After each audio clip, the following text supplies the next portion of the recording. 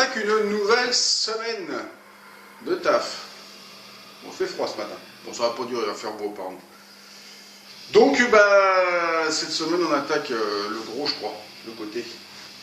Enfin, je prends des mesures, des choses comme ça, et par rapport à l'autre côté, voir s'il y a des choses qui ont bougé ou pas. Et puis, on attaque dans le dur, c'est-à-dire on coupe, on dépointe, et on soude. Ça se trouve, ça va aller très très bien. J'espère que ça va aller bien. Je pense que je vais trouver de la mousse polyuréthane, ça c'est sûr. Monsieur Thierry l'a dit qu'il en avait mis dedans, lui aussi. Donc je vais le gronder, je vais tirer les oreilles. Et puis voilà, on verra ce que ça donne. Et puis après, une fois que c'est fait ça, normalement je ne devrais pas en avoir pour la semaine. Mais ça c'est normalement. Et puis on attaquera la suite, hein, parce que de la suite il y en a plein. Allez zou. Et cette semaine on va essayer d'en mettre un. On va essayer parce que le lundi on a toujours plein de bonne volonté. Et puis arrivé le vendredi on n'a rien fait parce qu'en fait on a fait plein de choses et pas ce qu'il faut. On est tombé sur plein de merde. Enfin bon, bref, tout va bien. Les aléas des semaines de travail, on ne sait pas ce qu'on va faire demain. Pas demain si normalement je sais. Allez boulot.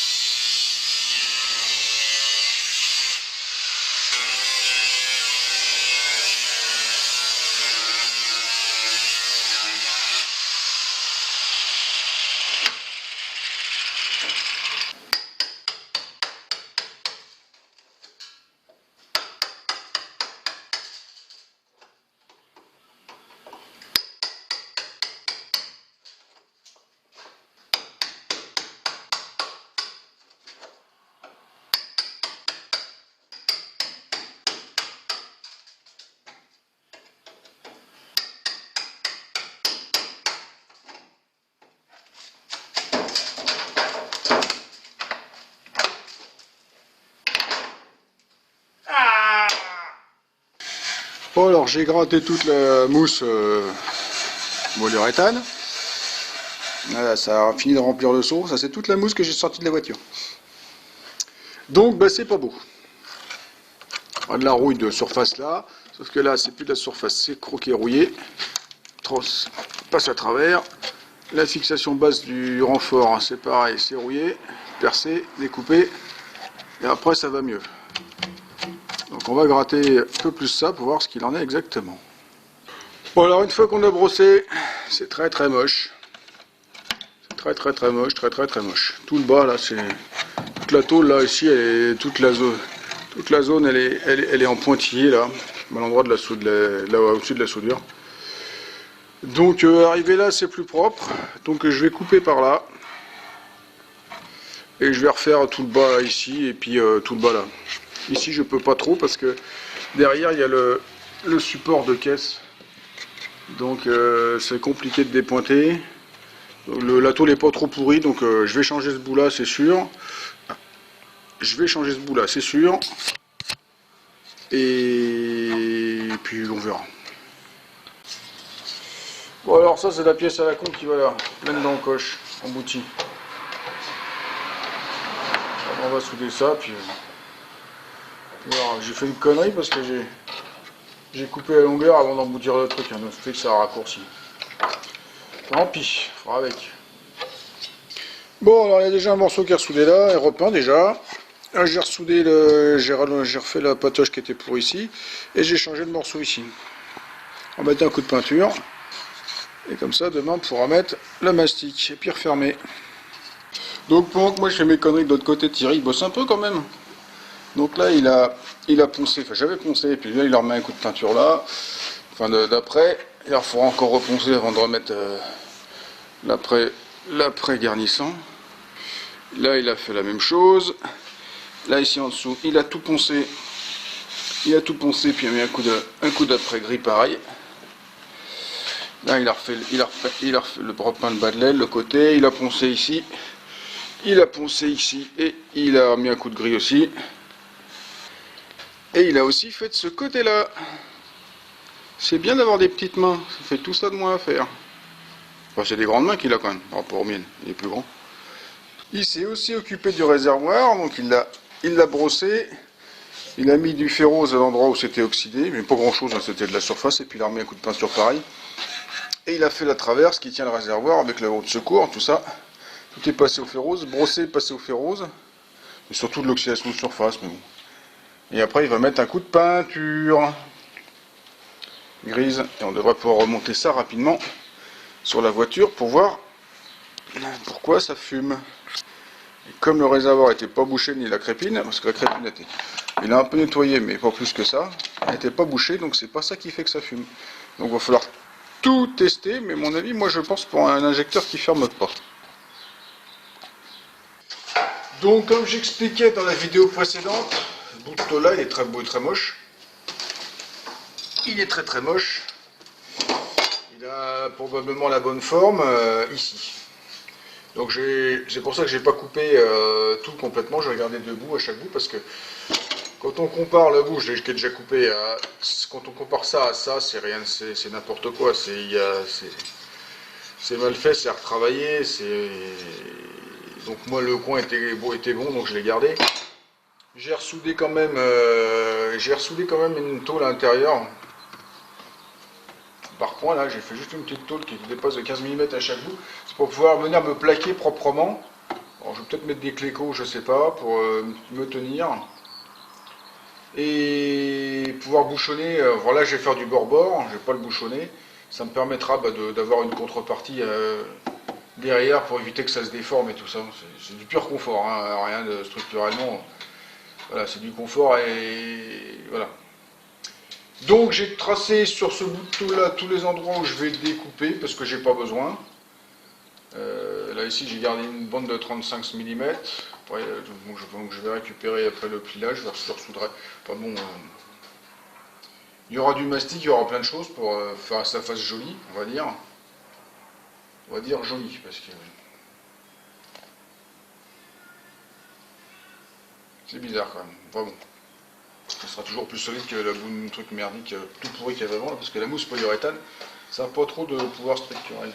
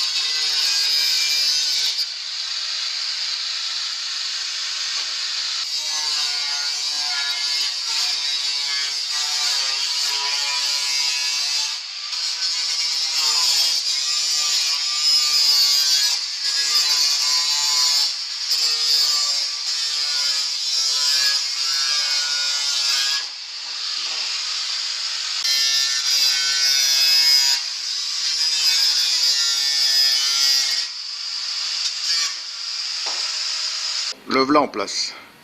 C'est pas folichon. Là, c'est pas mal, on va dire, presque.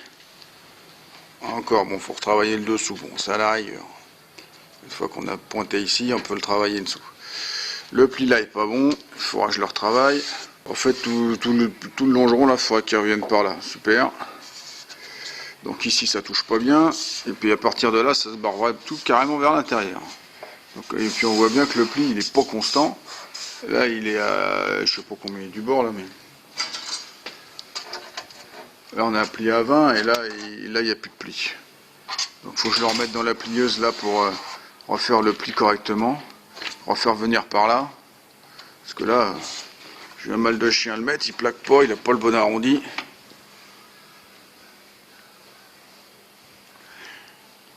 Elle se demandait si j'aurais pas mieux fait de le refaire complètement. Mais bon, maintenant j'ai la pièce, c'est bon. Puis 1,20 m, j'ai rien pour plier. Faut que je la fasse en 2 morceaux. Mais ça aurait été limite, ça aurait vraiment été faisable. Bon, alors le voilà positionné. Ben, c'est pincetto, j'ai mis ici un cric au milieu pour lui remonter la gueule. Il est plaqué, j'ai mis des vis autoforeuses là. Toc toc. Ce côté là j'ai mis des clécos pour qu'il bouge pas. Enfin deux. Pas formidable le cléco. Là ça va bien, là ça l'a pas ramené. Donc pour la soudure, celui-là l'a pas ramené. Donc pour la soudure il faudra que j'appuie dessus. De toute façon il faudra que j'appuie dessus. Et en dessous ouais j'étais obligé de mettre le cric parce que fallait remonter de au moins 15 mm. Donc là bah, ça va le faire. Donc il n'y a plus qu'à finir la préparation de cette tôle là. Donc j'ai encore les gouttières, enfin les évacuations d'eau à refaire parce qu'elles sont pas faites. Super. Et puis bah, tous les trous pour le bouchonnage. Et ça va le faire.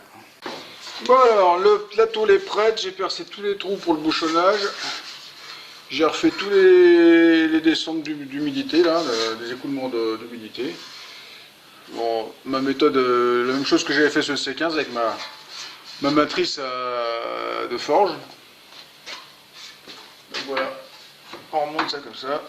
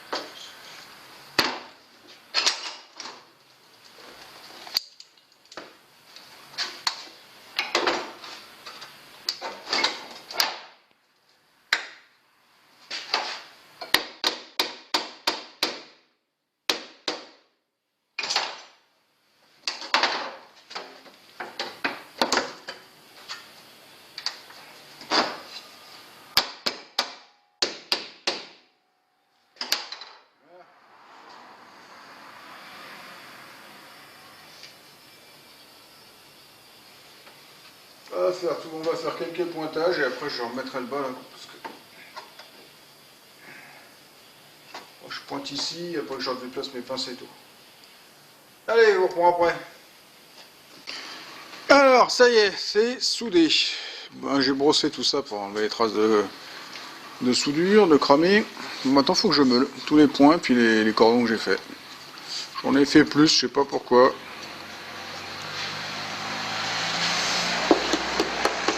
Bon, ça a une meilleure gueule déjà. On verra quand tout ça se sera meulé propre. Et voilà, la même chose, meulé. Bon, je vais mettre une résine. Je vais mettre du Cinto pour bien refaire les liaisons là, un peu l'angle là. Même s'il y a une baguette en plastique qui vient fermer là. Enfin, bon. Là, ça se verra pas. On va jointer après.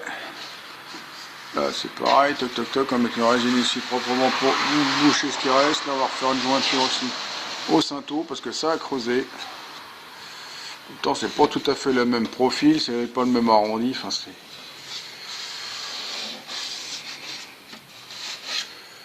Voilà. Tous les plots en dessous sont soudés, tous les plots de soudure sont meulés. Ah, va y arriver. Voilà, voilà, c'est fait. Et voilà, j'ai posé du mastic. Là, tout le long. J'ai été généreux pour bien remplir les différences de niveau, pour avoir de quoi poncer et faire propre. Voilà. Bon là, c'est Thierry en flagrant délit de travail. Faut pas croire, mais il travaille, hein. Ça avance même, hein. Je confirme, je confirme. Alors, pendant que Thierry s'est occupé à poncer le mastic que j'ai posé hier, hop, moi je suis sur ce trou là. Il y avait juste un petit trou de rouille là, que j'ai commencé à gratter, et en fait j'en ai enlevé tout ça là. Voilà, contre truc. Donc là j'ai fait une pièce comme ça, que je vais mettre par l'intérieur, que je vais bouchonner donc avec ce trou là, puis je vais refaire un autre trou là. Ça m'évitera d'avoir trop de déformations sur la surface, et puis ça va me faire mon retour quoi. Parce qu'en plus le morceau qui tient la jupe d'aile là, enfin l'intérieur d'aile, il va avec, faut que je ressoude une petite boucle dessus. Bon alors, là c'est fini, c'est bouché, c'est soudé, c'est mastiqué, c'est même déjà dur. J'ai juste oublié de filmer. Désolé. Sinon le bas de caisse, tout a été jointé. Poc poc poc, on a fait tous les joints, poc toc toc. On a mis des corps creux dans les deux longerons, dans les deux bas de caisse, donc ça a dégouliné de partout. Et on a remis de l'antigravillon à l'intérieur. Et j'ai fait pareil de l'autre côté. Corps creux et antigravillon. Alors après le bas de caisse, on va s'attaquer. Enfin, j'ai déjà commencé ce matin un gros dossier. J'en avais pas parlé lors de la présentation de la voiture parce que je savais pas du tout comment le gérer. Je savais pas du tout comment faire parce que c'est des morceaux qui riftaient. C'est la contre-pôle intérieure là du longeron qui est certainement un renfort mis. C'est pas. Je pense que c'est un truc qui a été fait pour moi après mise en production. J'ai dû avoir des retours sur les premiers trucs. En fait c'est l'endroit où la jumelle vient s'accrocher, le support de caisse ici vient s'accrocher, donc il est rifté là. Ils ont dû avoir des déformations dans ce bout de longeron là, qui est le seul à pas être caissonné. Donc ils ont mis une tôle à l'intérieur qui est riftée, tout ça, machin, c'est vrai que ça va vite à faire. Sauf que l'humidité se foutant dedans et tout ça, et ça fait du millefeuille. Donc on savait pas trop comment faire, et puis j'en ai parlé autour de moi, et puis... parce que moi c'était le remettre des rivets qui me gênait. Et... quelqu'un qui a l'habitude de ce genre de conneries m'a dit les rivets, tu remets des rivets, mais au lieu de les marteler, tu les soudes un gros paquet de soudure et ça marche très très bien. Par contre, il faut du rivet, et si j'ai un trou de 12, il faut mettre un rivet de 12, il ne faut pas mettre un rivet de 10. Parce que là, on peut mettre un rivet de 10, il va s'écraser, puis après il va. Donc là, si on met un trou de 12, il faut un rivet de 12. Donc des rivets, j'en ai pas. J'en ai pas. Le quincaillerie du coin qui vend des rivets est fermé, en vacances. Donc soit j'attends qu'il rouvre, ça va dépendre du temps que je vais mettre et finir à démonter, soit je les forge moi-même, mais je pense que c'est pas impossible à faire. C'est du rond standard de 12, de 8 ou de 10, et faire un rivet, je sais faire, donc je pense que voilà. Donc là, le gros problème, ça va être pour l'instant, c'est de démonter, parce que c'est pourri, collé, soudé, enfin bref. Là, il m'en reste 1, 2, 3 à sortir. Pour enlever la tôle. Puis après, il y a ceux qui ne sont pas sortis. Mais qui sont plus, y compris de tête déjà. Voilà. Gros chantier. Donc je vous reprends quand ça sort. Donc voilà, je l'ai eu. Parce qu'en plus, pour bien faire, il y avait des rivets, puis il y avait une soudure là. Donc il a fallu que je le lève de par là, puis je le casse en la manipulant. Pour la bouger, il a fallu que je la coupe en deux sur la longueur, enfin ce qu'il en restait. Et ça, c'est ce qu'il y a derrière, hein. De l'oxyde de fer. Ah, j'ai sorti l'autre bout. On va profiter que j'étais chaud et motivé parce que je suis pas sûr que lundi j'aurai envie de m'y remettre. Comme ça, je vais pouvoir traiter tout au fer rose là ce week-end. Ça va attendre de sécher peinard et lundi je peux attaquer à faire mes gabarits, tout ça. Enfin, je vais peut-être même attaquer à faire les pièces avant. Je vais pouvoir traiter aujourd'hui. Bon alors j'ai tout brossé ce côté-là aussi. Je sais pas si j'avais dit que j'avais fait l'autre côté, mais je l'ai fait. Tout est brossé. Toc toc toc, j'ai enlevé tous les cloques de rouille. J'ai fait le ménage. Et je commence à me faire un gabarit. Donc j'ai fait un gabarit en carton. Donc je vais pas faire un truc plié parce que de toute façon ici ça remonte. Enfin, il y a une petite. Et je suis obligé de garder la doublure ici parce qu'il y a ces pièces là qui viennent se visser dessus. Donc je suis obligé de garder la doublure là. Donc oui, j'aurais pu effectivement laisser droit, garder que le fond, mais bon, c'est comme ça. Là-dessus, je vais faire ça en je sais pas quoi. Parce que la tôle que j'ai enlevée fait 35 dixièmes, le truc très logique, très standard. Après c'est peut-être une cote en pouces, je sais pas, peut-être. 3,6, ouais. Bref. Donc faut que je regarde ce que j'ai comme tôle et puis faire ça. Mais bon, pour l'instant, je vais mettre, donc j'ai fait mon gabarit, je vais barbouiller de fer rose. Et puis après, je vais rentrer chez moi. Voilà, le fer rose est posé, ça fait tout violet. Ça va réagir, ça va sécher. Hop, l'autre côté, c'est pareil. Ça va durcir, sécher tout le week-end. Et lundi, on arrivera, ça sera tout nickel, tout réparé. Non, ça va pas se réparer tout seul. Bon, bah, dommage. Bon, hop. Bon, j'ai beaucoup bon. Donc, bref. Bon, on va finir la semaine là-dessus. On va laisser sécher tout ça, il doit être 18h30, un truc comme ça, le soleil, le jour est en train de se coucher. Moi, je vais encore bricoler encore un petit moment parce qu'il faut que je trouve la tôle pour couper machin, il faut que je fouille dans mes stocks. Voilà. Je verrai lundi matin si je fais les rivets ou si le fournisseur de bled d'à côté il en a. S'il en a, bah, j'enverrai Thierry, il en prendra un paquet. Et puis voilà, parce que j'ai pas force, je peux les faire, hein, les rivets, c'est pas un problème, mais bon, c'est tout de suite, ça va me mettre, si ça coûte pas grand chose, il ne faut pas s'embêter quoi. Parce que moi ça va vite être des heures que je vais passer, entre allumer la forge, préparer le machin, faire le gabarit, taper, c'est pas que je veux pas le faire, mais si j'ai tout fait, si pour 50 balles on peut avoir un sachet de rivets, même moins, ça peut le faire quoi. Voilà. Donc, gros chantier de cette semaine, le bas de caisse, ben, ça s'est bien fait. Bon, bien fait. La pièce est pas terrible, hein. Je le rechange, mais c'est une pièce à 100 balles, hein, 120 balles. Faut pas y en demander trop. Voilà. Je me disais même pendant que je l'ai posé que j'aurais pu la faire avec la plieuse de mon pote. Qui plie plus grand, j'aurais pu faire le truc. Enfin bon, c'est pas grave, quand on sait pas, on fait pas. On fait comme ça. Toute la pièce, il l'avait déjà acheté il y a longtemps, donc on s'en est servi. Les longerons là, effectivement, c'est ce que je disais tout à l'heure, je savais pas trop comment les faire, donc moi, j'ai divers spots qui sont passés, qui ont donné leur avis, qui a recoupé le mien, c'est-à-dire que la rouille comme ça toute pourrie, il ne peut pas laisser, mais bon, moi j'avais pas de solution pour les rivets. Je ne savais pas remettre des rivets, donc là, la solution qu'on m'a donnée, des rivets soudés et que ça fonctionnait, bah, je vais faire ça. Parce que j'ai pas du tout envie de... Il n'y a pas la place pour repasser des marteaux et des tas là-dedans. Il n'y aurait pas la caisse, moi c'est pas un problème, mais avec la caisse, c'est pas possible. Donc voilà, et donc voilà, la solution est là, donc ça fait du taf de plus, hein, je pense que je vais y passer... là, j'ai déjà passé toute la journée dessus, là, donc 8 heures. Allez, 7 heures, parce que j'ai mis 1 heure pour démonter les jumelles le truc, mais bon, de toute façon, il faudra que je les remette. Donc, à mon avis, c'est encore une grosse journée de taf, voire plus. Mais bon, derrière, on s'y retrouve au niveau qualité, quoi. Donc, bon. Les trucs, il n'y aura pas à refaire après, parce que ça, tu ne peux pas le laisser. Il faut que je fasse une cache pour que le contrôleur technique ne le voit pas, mais ça ne se fait pas. Bref. Voilà pour les travaux de la semaine. Donc Thierry a profité encore ce matin de bricoler des trucs, lui il met du fer rose, il met là où il y a des taches de rouille, il met du fer rose. Il en met. comme si c'était de la peinture, alors que c'est pas de la peinture. Mais pas grave, ça protège, on va dire. Il faut en remettre de la peinture après derrière par contre.